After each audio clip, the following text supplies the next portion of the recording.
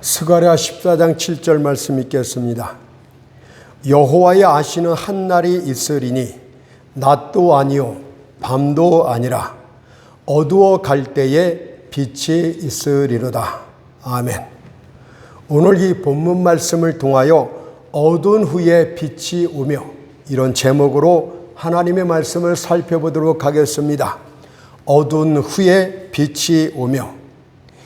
이스라엘은 영광된 하나님의 현현을 직접 목도했던 백성들이었습니다.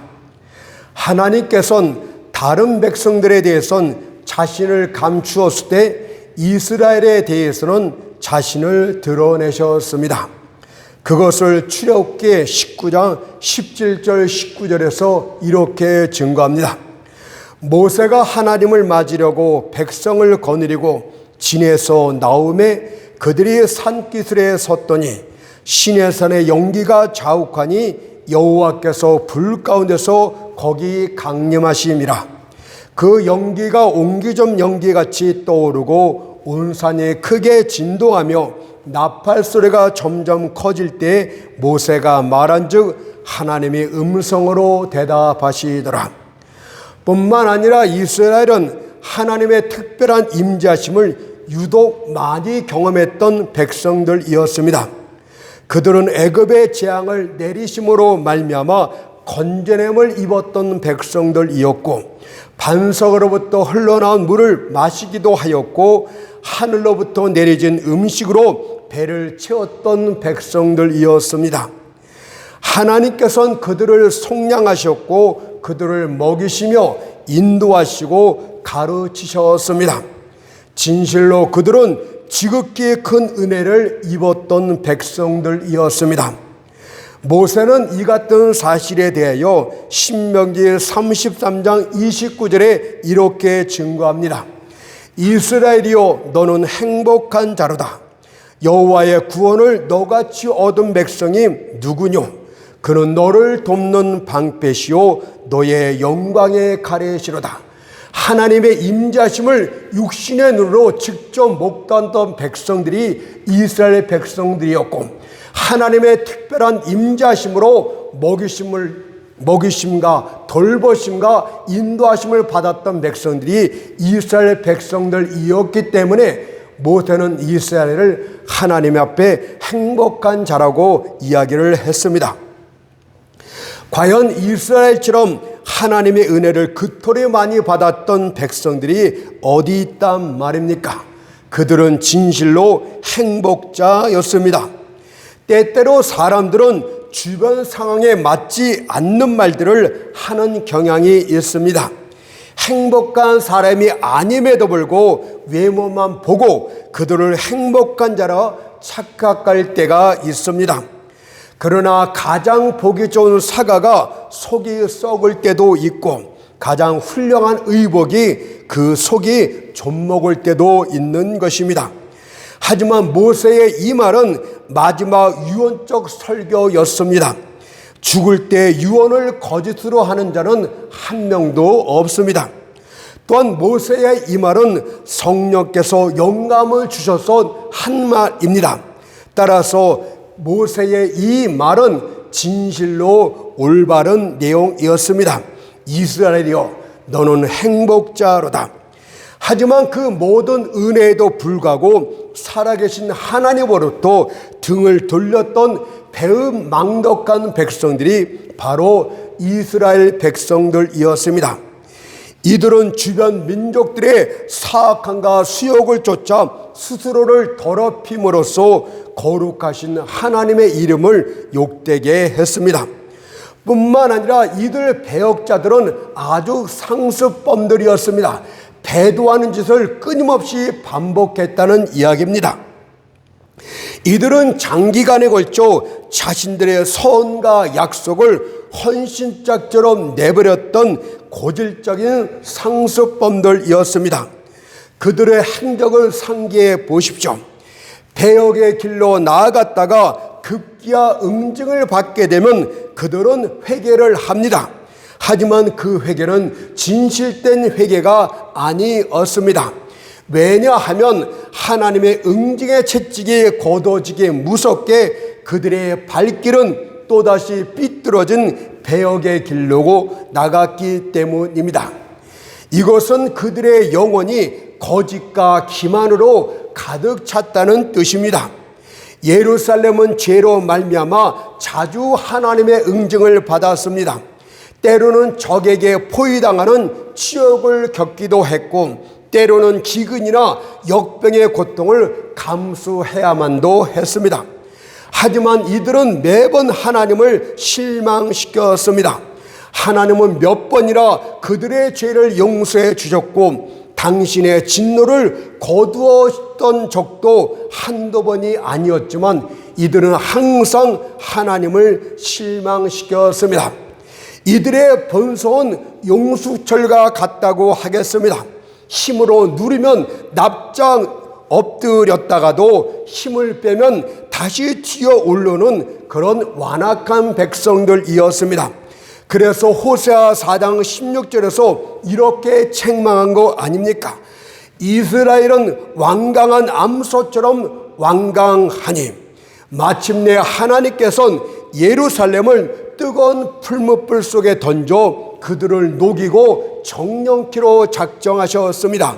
그것을 에레미야 9장 7절이 이렇게 말합니다. 만군의 여호와께서 이같이 말씀하시되 보라, 내가 내 딸 백성을 어떻게 처치할꼬 그들을 녹이고 연단하리라.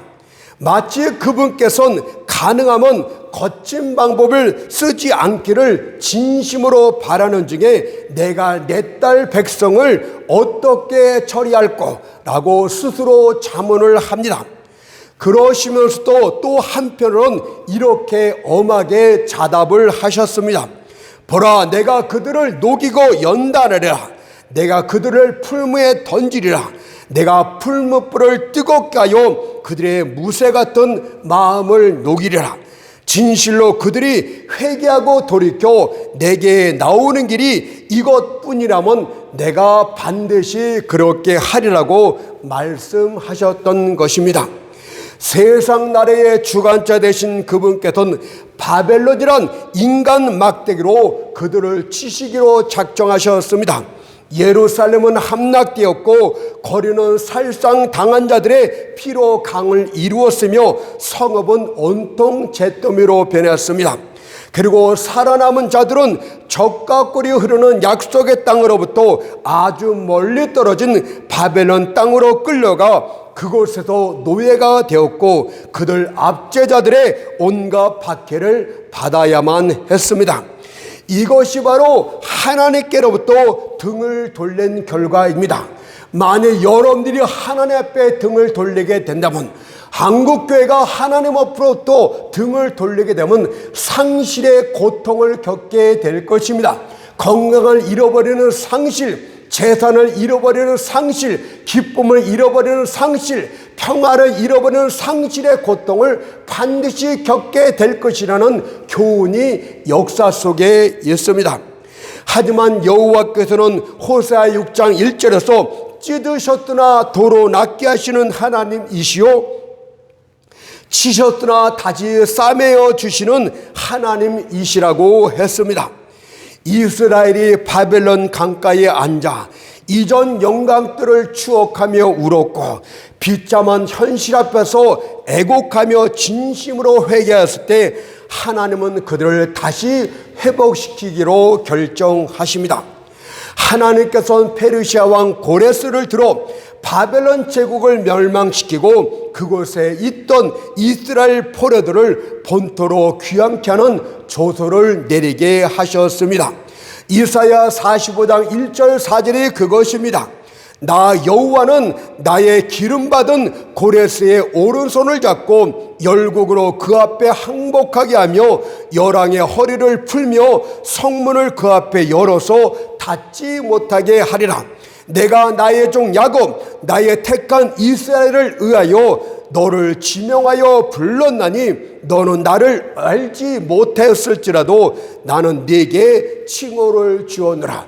하나님은 얼마든지 세상 가운데 한 사람을 들어 인간 막대로 사용할 수도 있고, 또 어떤 한 사람을 들어 하나님의 백성들을 구원시킬 수 있는 세상의 주권자심을 선포하는 것입니다. 마침내 70년 만에 바벨론 폴에서 돌아온 이스라엘 백성들은 스가랴와 학개 선자를 중심으로 무너진 솔로몬 성전을 다시 재건하게 되는데, 이것이 바로 제2 스룹바벨 성전이 되겠습니다. 스가랴 선자는 오늘 본문에서 이 같은 이스라엘의 회복을 어두워 갈 때에 빛이 있으리라고 표현을 했습니다. 이 말씀은 이제 하나님의 은혜로운 통치 기준이 되는 위대한 법칙 중 하나가 되고 말았습니다. 왠지 아십니까? 하나님은 한 번의 말씀으로 영원한 법칙으로 만드실 수 있는 분이기 때문이다. 변함이 없으신 그분께서는 성경의 한 말씀을 기록하게 되면 그 말씀은 영원토록 모든 사람들에게 적용이 됩니다. 그러나 세상은 어떻습니까? 세상은 하나의 보편적인 법칙이 탄생하기 위해선 개별적인 사실들이 수없이 많이 모아져야 됩니다. 왜냐하면 그런 많이 모아진 사실로부터 하나의 법칙을 추론해야 되기 때문에 그들은 많은 사실들을 모아야 되고 취합해야 되고 많은 시간이 경과되지만, 하나님은 그렇게 하실 필요가 없이 자신의 은혜로운 행동 한 번만으로 하늘 왕국의 법칙을 우리에게 가르쳐 주실 수가 있습니다.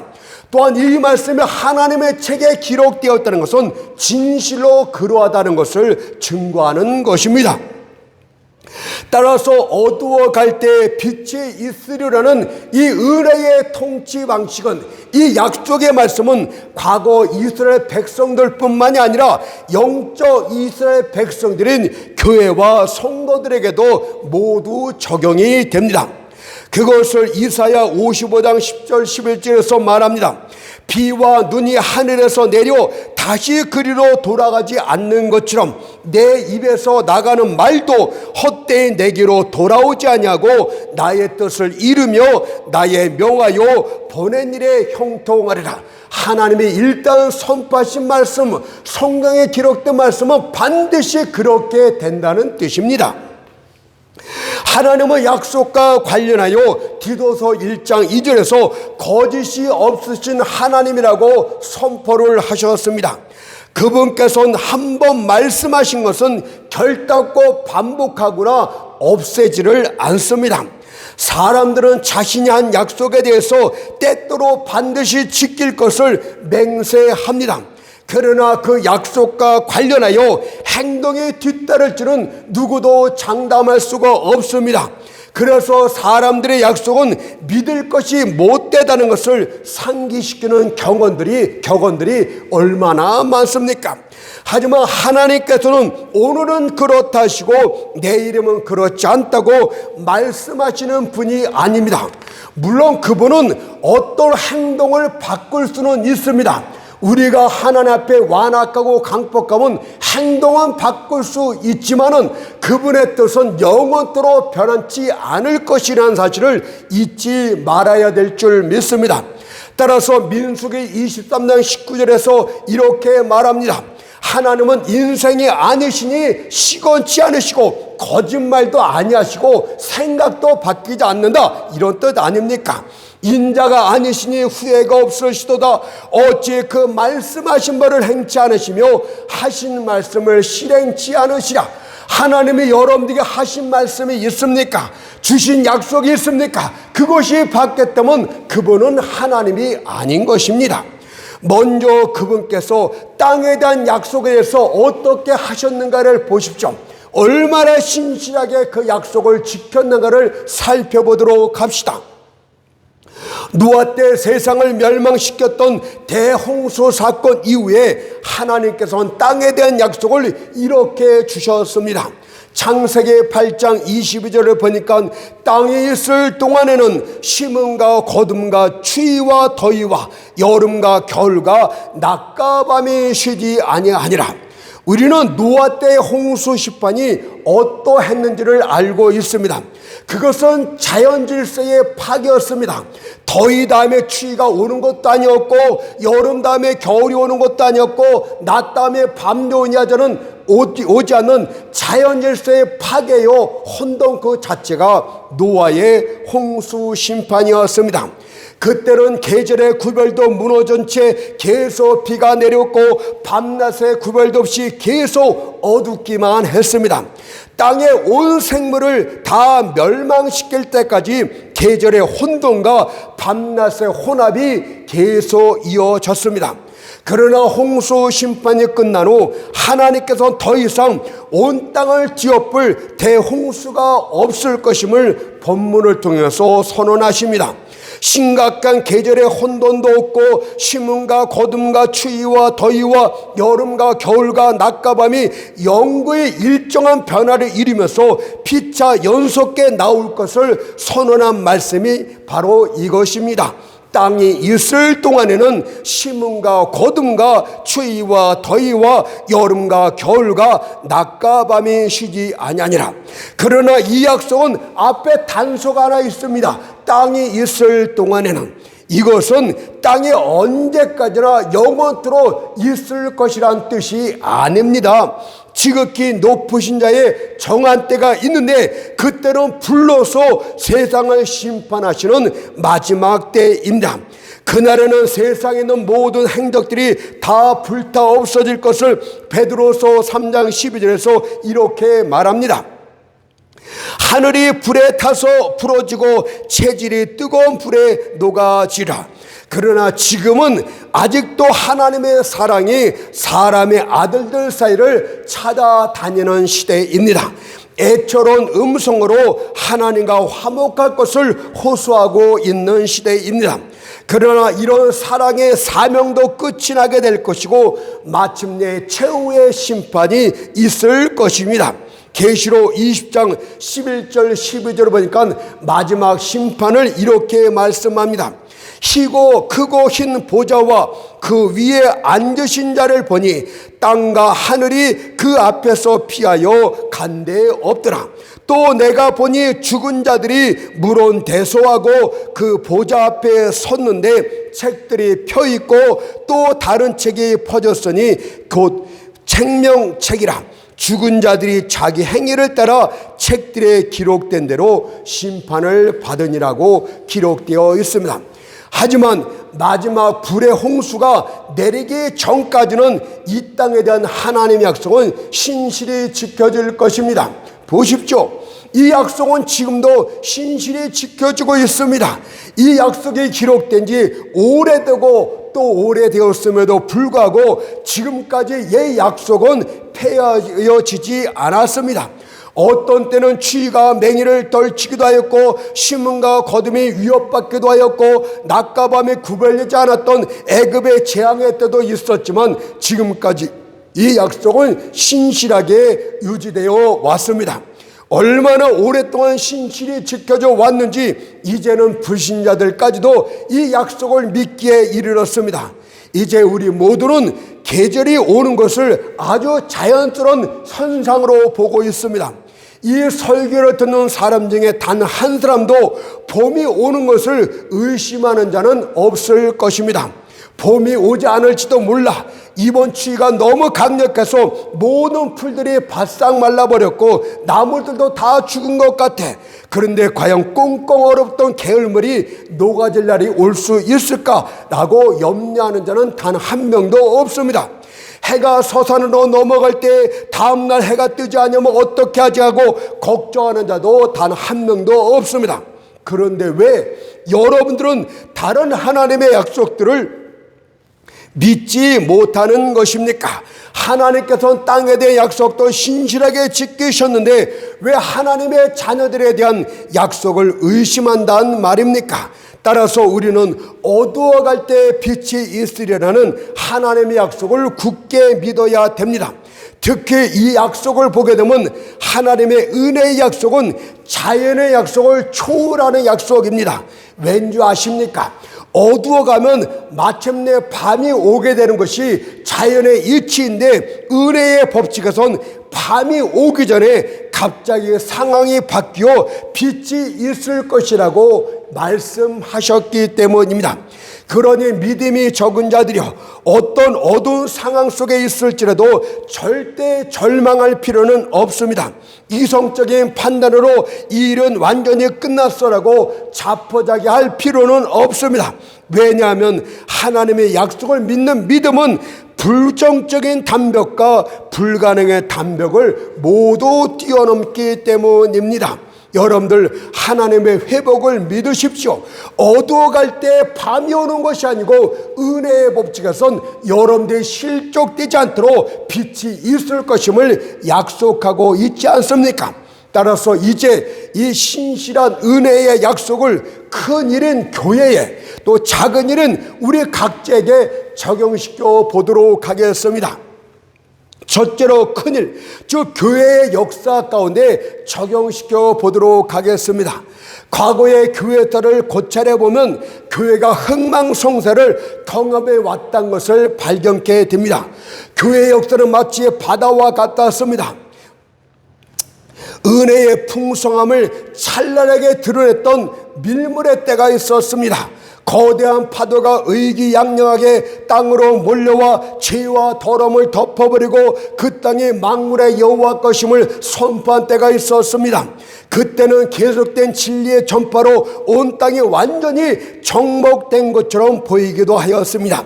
전능하신 여호와 하나님께서는 교회 가운데 특별히 임재해 계셨고, 백마탄 주님께서는 이 세상을 계속 정복해 나갔던 시대였습니다.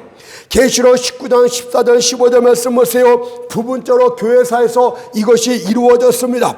보라, 백모와 탄자가 있으니 그 이름은 충신과 진실이라. 그가 공의로 심판하며 싸우더라. 하늘에 있는 군대들이 희고 깨끗한 세마포 옷을 입고 백마를 타고 그를 따르더라. 그의 입에서 이양검이 나오니 그것으로 만국을 치겠고 친히 저희를 철장으로 다스리시며. 우리는 진리의 말씀으로 세상을 정복해 나갔고, 또 실제로 교회사에서 이런 일들이 이루어졌습니다. 하지만 교회 역사 속에는 썰물 때도 항상 있어 왔다는 것을 잊지 맙시다. 교회가 주님으로부터 돌아서고 육신의 발을 의지한 채 지상적인 왕국의 부여를 중시하기 시작할 때 교회는 썰물의 때를 맞이하게 됩니다. 은혜의 강문은 후퇴했고 교회는 연약해졌으며 내부적으로는 부패와 타락이 만연해졌습니다. 이전에는 의로움의 물결이 충만했던 그곳이 이제는 더러움의 진액과 수렁만 남는 장소가 되고 말았습니다. 모든 예언의 등불은 꺼진 것 같고 복음은 없어진 것 같은 어둡고 희미한 시기다가 도래하고 만 것입니다. 이때 사단은 마침내 교회의 종말이 왔다고 소리를 쳤습니다. 사단은 아마 이 세상이 자신의 어둠의 날개 아래 영원히 처하게 될 것이라고 생각했을지도 모릅니다. 우리 역시도 이제 교회는 연약함과 부패함으로 더 이상 지탱할 수 없게 되었다라고 생각했습니다. 하지만 하나님께서는 다음 같은 소망의 말씀을 그때 주셨습니다. 스가랴 14장 7절 말씀처럼 어두워 갈 때 빛이 있으리로다. 교회는 어두워 갈 때 깊은 밤에 이르지 않습니다. 모든 소망이 끊어졌을 때 하나님께서 역사하시는 때입니다. 우리가 할 수 없다고 선언할 때 그때가 바로 하나님이 일하실 때입니다. 교회 역사를 보십시오.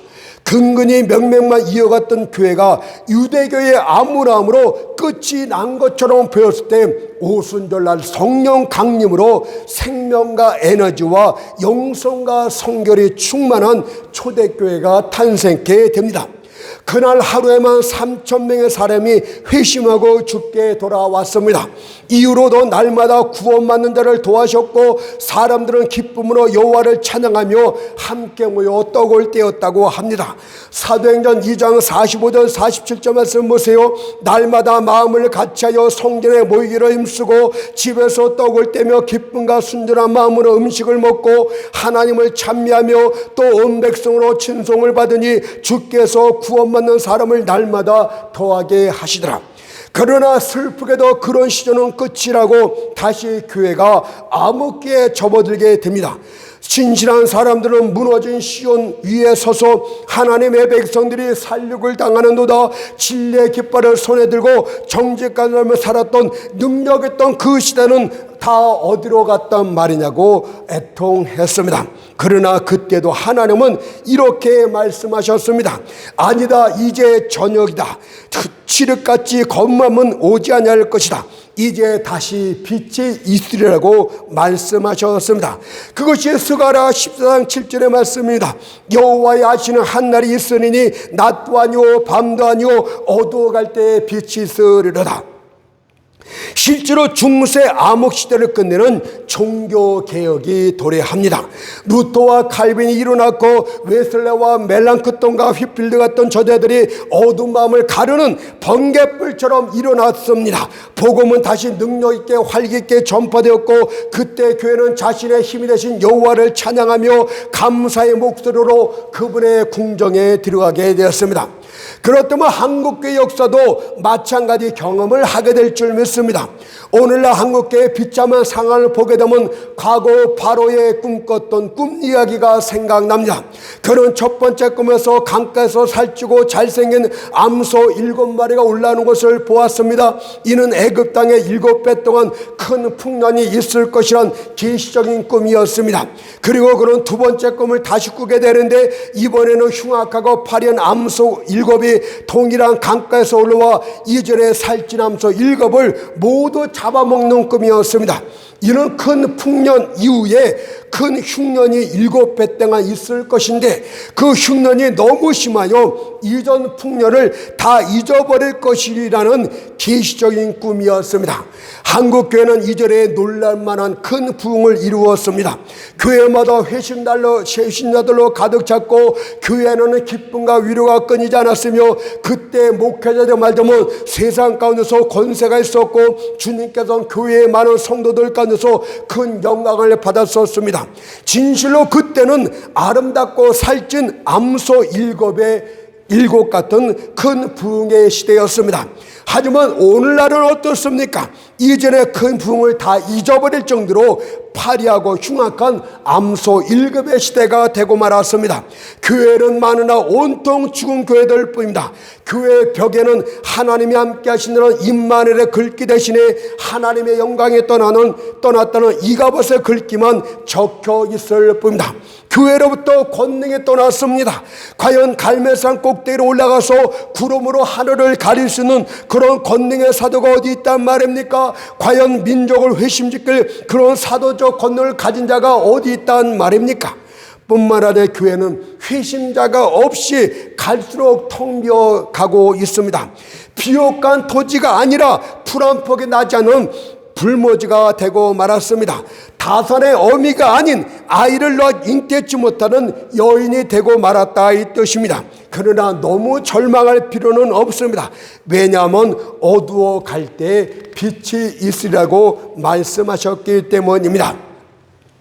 본문에서 여호와의 하시는 한날이 있으리니 라고 하였듯이 하나님이 정하신 여호와의 날에 이 땅에 그 빛이 다시 임하게 될 것입니다.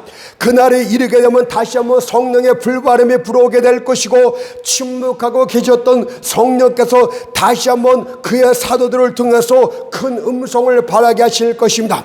그렇게 되면 에스겔 골짜기에 마른 뼈 같았던 교회들이 다시 살아나는 새 역사가 다시 시작됩니다. 에스겔 37장 9절 10절의 말씀은 오늘날의 교회에 대한 예언의 말씀이기도 합니다. 인자야 너는 생기를 향하여 대언하라. 생기에게 대언하여 이르기를 주 여호와의 말씀에 생기가 사방에서부터 와서 이 사망을 당한 자에게 불어서 살게 하셨다라. 이에 내가 그 명대로 대언하였더니 생기가 그들에게 들어가매 그들이 곧 살아 일어나서 서는데 극히 큰 군대더라. 우리가 마른 뼈 같던 성도들, 죽은 성도들 앞에 하나님이 말씀을 대언하라 할 때 그들이 과연 살아날까 의심할지라도 의심치 말고 그대로 순종하며 대언할 때 성령께서 역사하심으로 그들이 살아나고 하나님의 큰 군대로 다시 일어나게 되는 역사가 이 땅에 있게 될 줄 믿습니다. 두 번째로는 큰 일이 아닌 작은 일, 다시 말해 각각의 성도들에게 적용시켜 보는 말씀이 되겠습니다. 성도들은 어둠이라 무서운 시련 가운데 놓여지는 때가 있는데 거기에는 두 가지 이유가 있습니다. 하나는 은밀한 죄악들을 하나님 앞에 자백하지 못했기 때문에 어둠 가운데 처해집니다. 우리는 러시아의 집들에서 쥐가 크게 번성하고 있다는 사실을 압니다. 하지만 낯선 사람들은 그것을 눈치채지 못합니다. 그렇지만 그 집에 불이 나게 되면 숨어있던 쥐들이 쏟아져 나오므로 그 사실을 발견하게 됩니다. 이와 같이 하나님께서도 우리의 죄악들을 드러내기 위해서 우리의 안락 가운데 불을 놓기도 합니다. 우리의 재산 가운데 불을 놓기도 하고 우리의 몸에 시련의 불을 보내기도 하고 우리의 가정 가운데 불을 놓기도 합니다. 그러면 우리의 죄를 우리는 자신의 죄를 깨닫고 회개하고 주께 돌아오게 되는 것입니다. 또 다른 하나는 영적 유익함 때문에 그렇게 하십니다. 우리는 고린도전서 15장 49절에서 하늘에 속한 자의 형상, 저 그리스도의 형상을 입어야 될 하나님의 자녀들입니다. 따라서 하나님께서는 거친 나무 독감과 같은 우리들을 날카로운 끌로 깎기도 하고 칼로 자르기도 하십니다. 그래서 형태를 잡아가면서 그리스도의 형상을 만들어 가시는 것입니다. 그래서 고난받는 것이 유익이라고도 했습니다. 또한 사람은 얼마 동안의 고난당함이 유익합니다. 군인은 전쟁을 해야 용감한 군인이 될 수 있고 훌륭한 선원은 거친 바다에 나가야 됩니다. 우리 역시도 훌륭한 성도가 되기 위해선 시련을 당하는 것이 필요합니다. 타인을 돕기 위해선 타인이 겪은 고난을 자신이 겪어야 됩니다. 한나라의 귀한 것을 가르치기 위해선 자신이 먼저 체험으로 배워야 됩니다. 하나님의 말씀을 이론적으로 배운 사람들은 이 말씀을 전할 때 마음속에 와닿지 않습니다. 이것을 피부로 경험한 자들이 이 말씀을 들고 섰을 때 하나님이 강력하게 역사하고 사람들 심령 가운데 부딪혀 울리게 되는 것입니다. 가공을 하지 않은 다이아는 별 가치가 없고 타작을 하지 않은 곡식은 먹을 수가 없듯이 인생살에서 요철의 고난을 겪지 않은 사람은 교회에서 크게 쓰임을 받지 못합니다. 그렇다면 그리스도인들이요, 이제 일상적인 일들 가운데 이 사실을 실제 적용해 보도록 합시다. 여러분들은 지금까지 현세적인 일들에서 밝은 날들을 누려왔습니다. 여러분들 외양간에 송아지가 있었고 감람나무는 열매를 맺었고 무화과 나무로부터 수확을 거두었습니다. 여러분의 곡식창고에 곡식이 가득하였고 기름등에 기름이 넘쳐났습니다. 지금껏 여러분들의 삶의 강은 깊었고 여러분의 배는 부드럽게 항했으며 그 항해를 방해하는 어려운 고난의 파도는 없었습니다. 그러나 어느 때부터인가 여러분은 해가 지는 것을 보았습니다. 그토록 밝게 비쳤던 태양이 그림자를 드리우기 시작했습니다. 하늘에 먹거림이 몰려와서 주변이 온통 어두워지기 시작했습니다. 어려움들이 쉴 수 없이 밀려옵니다. 가족들이 아프기 시작하고 수입이 감소하며 창고는 더 이상 차지 않고 이제는 일용할 양식마저 고민하게 되었습니다. 이제 여러분은 어려운 상황을 극복하기 위해서 최선을 다해서 노력을 했습니다. 그러나 여러분의 노력은 상황을 더욱 악화시킬 뿐이었습니다. 시편 127편 1절에서 여호와께서 집을 세우지 아니하시면 세운 자의 수고가 헛됨이라고 했듯이 여호와를 떠나서는 여러분들 일찍 일어나고 늦게 놓으며 수고의 떡을 먹으며 헛됩니다. 여러분들의 모든 노력은 실패를 했습니다. 이제 여러분은 자신의 인생의 마음이 영원한 흑암으로 가득 찰 것이라고 생각을 합니다. 살고 싶은 마음도 없고 차라리 죽어서 이 눈물의 골짜기로 벗어나고 싶은 마음이 가득할 것입니다. 그렇다면 이제 여러분들 스스로가 이 본문의 말씀의 증인이 되도록 하십시오. 어두워갈 때 빛이 있음을 직접 체험해 보도록 하십시오. 여러분들의 공경의 때가 바로 하나님의 역사하실 기회의 시간이라는 것을 직접 경험해 보도록 하십시오. 썰매들이 그 한계까지 빠져나가게 되면 이제 방향을 바꿔 밀려 들어온 것이 상식 아닙니까? 그러니 기운을 내십시오. 하나님께 자신의 공경을 돌아봐 달라고 기도하십시오. 하나님의 예상 밖의 갑작스러운 역사심으로 여러분들이 구원을 받게 될 것이고 여러분은 깊은 물에서 건짐을 입을 것이며 기가 막힐 응동에서 끌어올리심을 받을 것임을 성경이 마지막으로 이렇게 말씀합니다. 시편 40편 1절 3절 말씀을 제가 마지막으로 읽고 마치도록 하겠습니다. 내가 여호와를 기다리고 기다렸더니 귀를 기울이사 나의 부르짖음을 들으셨도다. 나를 기가 막힐 웅덩이와 수렁에서 끌어올리시고 내 발을 반석에 두사 내 걸음을 경고케 하셨도다. 새노래 곧 우리 하나님께 올릴 찬송을 내 입에 두셨으니 많은 사람이 보고 두려워하여 여호와를 의지하리로다.